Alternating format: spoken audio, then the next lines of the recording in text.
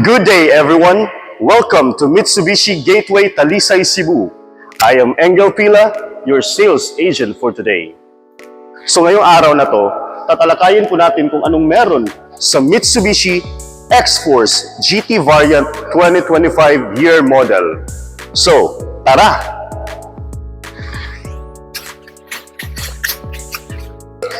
So sa front fascia po natin sa GT Variant, makikita po natin dito na wide yung windshield niya. Tapos may mapapansin tayo dito na rain sensing at saka light sensing na si GT lang yung meron, no? Tapos dito sa baba, makikita natin dito yung iconic design ni Mitsubishi, yung T-shape, at kung napansin nyo po, meron po tayong new dynamic shield design. Si X-Force lang po yung meron yan. At saka dito, yung mga grills niya is pina-embossed at saka ang gandang tignan, no? Tapos, yung mga ilaw po natin, lahat-lahat is LED na yan. Pati yung fog lamp natin dito, no? LED. Tapos, punta tayo dito sa ano? Under the hood, no? Bubuksan ko muna.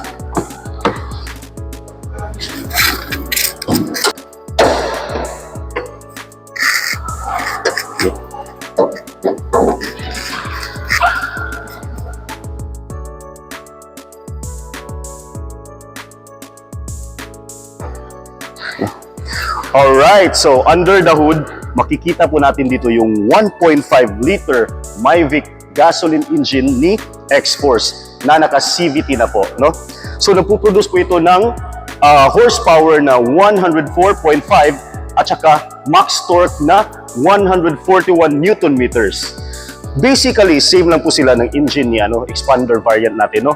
But ang nakaibahan lang sa kanilang dalawa is ito is naka-CVT na.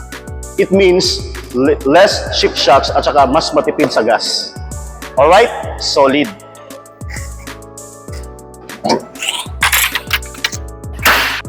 So dito po tayo sa gilid, no? First, mapapansin po natin na meron po tayong two-tone sa X-Force, no? So yung roof natin is naka-black na. Tapos, makikita natin dito yung meron siyang fender cladding, no? At ito yung pinakamaganda ni X-Force. Yung rim natin is naka 18 inches na po. So, maganda siyang tignan. Machong-macho, no? So, dito din sa naka-integrate na po yung turn signal lights niya. At meron po tayong button dito para sa keyless entry. And punta tayo sa driver side. Okay, so andito na po tayo sa loob ng X-Force GT sa driver side, no? So mapapansin natin dito na very comfortable yung upuan niya, no? Na naka leather seats na yung material. Tapos dito sa taas, meron tayong makikitang lalagyanan ng shades natin, no? Tapos dito yung mga ilaw-ilaw, tapos yung indicator sa seatbelt andito din. Tapos ito yung sinasabi ko na rain sensing at saka light sensing, no? At yung center mirror natin andito. Tapos ito yung pinakamaganda ni isa sa pinakamaganda ni X-Force, no? Na meron po tayong 12.3 infotainment display, pinakamalaki yan sa class natin, no? And ito yung melange fabric natin na ang soft niyang i-touch, parang nasa sofa ka lang, no? Alright, so sa steering wheel po natin, no? So naka 3-spoke siya katulad ni Triton at saka yung bago nating Montero na 2025. Bali uniform na sila, no? So yung steering wheel natin is syempre tilt and telescopic yan. Pwede natin yang iganon at saka iganon, no? Maganda. And makikita natin dito yung mga pindutin niya, mga pindot-pindot. Meron po tayong adaptive cruise control na si GT lang po yung meron, no? And yung ibang buttons, yung mga hands-free button natin, yung mga control sa volume, sa music, pag-answer ng calls, pag-drop ng calls, dito makikita, alright? And dito sa natin, melange fabric, ang ganda. Tinatawag nila itong horizontal axis, no? Yung melange fabric natin, hanggang dito to. Ang gandang tignan, no? And yung mga speakers pala natin, guys, ito. Yamaha Premium dynamic sound, no? Dynamic sound premium, no? Yamaha. So bali, andito yung mga tweeters niya at saka dito yung bass. Meron po tayong 6 na speaker dito sa harap at meron po tayong speaker din doon sa likod. Makikita natin mamaya, no? Anyway, so punta tayo dito. So yung mga pindot-pindot dito, sa pagkakaalam ko meron tong Nano EX na feature dito. Maganda yun, Nano EX. Advantage ng Nano EX, yun, sa Panasonic na technology, no? In-integrate ni Mitsubishi sa car niya. So, advantage yun. Ang maganda ni Nano EX, guys, is nagproproduce siya ng magandang quality ng aircon, no? So, benefit yun sa mga may mga hika or may ganyang problema. So, ibang makikita natin dito is yung wireless charging niya, no? Meron tong wireless charging si GT. Okay? So yung natin, lever, same ng expander, no? And meron po tayong drive modes. 4 na drive modes. Meron po tayong normal, wet, gravel, at saka mud. So napapansin natin, no, yung mga drive modes natin is naka-base yan sa weather ng Asia, no? Philippines or other ASEAN countries na meron po tayong wet at saka mga ganyang condition sa road, no? Okay, so meron po tayong electronic parking brake at saka brake auto hold.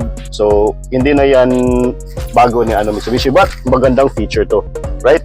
So meron po tayo ditong 2 cup holders na pwedeng pangkape-kape at meron din po tayo dito, no? And ito, guys, pinaka cool kasi meron tayong cooler sa console box natin, no? No, magkakasya siguro dito na mga 4 na bottle ng water. At pwede mo itong i-off pag hindi mo gagamitin, no? Off at on. Okay? Meron pa ba? Right, so punta tayo sa second row.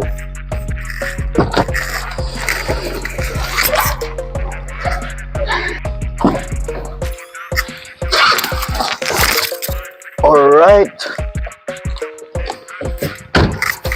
Andito na po tayo sa second row na X-Force. Spacious, 3-seaters po ito at pwede maging 4-seaters, no? Kung maliliit lang po kayo. So, napansin po natin, flat siya, naka-flat, parang bench type na na upuan. So, wala siyang umbok dito. Ang purpose niyan is pag merong nakaupo dito, hindi siya nakaganon, no? Maganda yan. Nakaganyan lang siya. Tapos, makikita natin dito yung mga pockets for your phones and mga abubot, right? Dito din for tabs or laptop. And meron po tayong vents dito, 2 vents, no? AC vents. So hindi na po kayo maiinitan dito sa likod. At meron tayong charger na Type C at Type A. Goods. Ito yung position ko ngayon sa sa likod. Masyadong comfortable, no? Yung legroom natin is napaka-luwag. Pwede pa akong mag-D4, fighter. And meron din tayong center armrest with 2 cup holders para sa mahilig magkape dyan. Pwede kayong maglagay dito ng mga kape, tubig, or pa. And kung 3 yung pasahero natin sa likod, ganyan na lang natin yan para walang problema, no? Malaki. Kung andito ako sa sa center, maganda din yung sitting position ko kasi meron din siyang headrest, no? So bali 3 yung headrest natin. Meron dito sa gitna at saka dito sa at syempre ready na po ito ng Isofix, no? Para sa mga children natin diyan. Okay? Ayan, ito po yung sitting position ko ngayon. Naka-recline po ito. Ang ganda. Alright, so punta tayo doon sa pinakalikod ni X-Force. Arats! Wait lang pala. Ito yung sinasabi kong speaker natin. Yamaha pa din to. Co-axial way Yamaha Dynamic Sound speaker, no? So meron tong 2. Naka-combine na to. Meron yung bass natin at saka yung tweeter. Maganda. Punta tayo sa likod.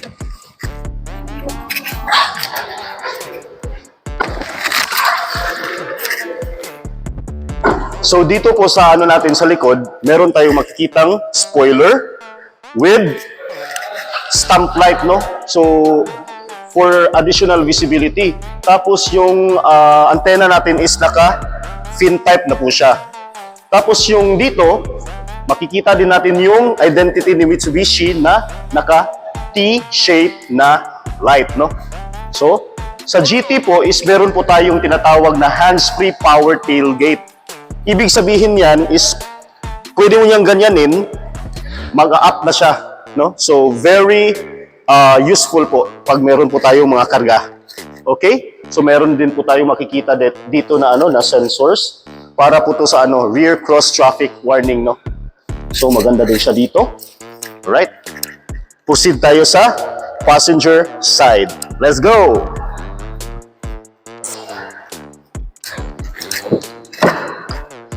At panghuli, dito sa passenger side. So, tignan natin kung anong makikita natin dito, no? Anong meron dito. Right? Starting here, meron po tayong si tawag ni ani? Visor mirror. Visor. Tarong, Roy. Balik. Visor mirror. Okay, so dito po tayo sa passenger side, no? So, tignan natin kung anong meron dito. Right? So first, meron tayong sun visor dito, no, na meron ding ano, mirror. Andito yung mirror niya. Tapos yung sitting position ko is very comfortable din, no. Very spacious yung ano niya, leg room. Tapos meron din tayong konting space dito for additional storage. And nandito yung speakers ng Yamaha, yung dynamic sound Yamaha Premium, no. So ang ganda. Tapos dito, pwede mo tong ma-recline. Ganyan, no? Tapos dito may adjuster din, seats. At meron din po tayong additional storage dito sa baba na pwedeng lagyan ng mga kung ano-ano. Extra shoes or sandals para sa misis natin, no? So, yan, ganyan ka-spacious yung passenger side natin. Para ka lang nasa nasa bahay, no, nasa sofa. Ayan. So, proceed tayo ulit sa harap. Okay, so yun po si Mitsubishi X-Force GT natin, no. For additional information lang po, si X-Force GT ay merong active yaw control, active stability and traction control, adaptive cruise control, meron din siyang blind spot warning, hill start assist, rear cross traffic alert, meron ding car leading notification, no? So, base sa mga mga features, siksik-liglig talaga si X-Force GT, no? And for available colors po sa ating variant, meron po tayong of course this color energetic yellow, quartz white pearl, at saka yung graphite gray metallic natin, no? Again, thank you for listening, for viewing my short video, and hopefully magkikita tayo soon. Thank you. Bye!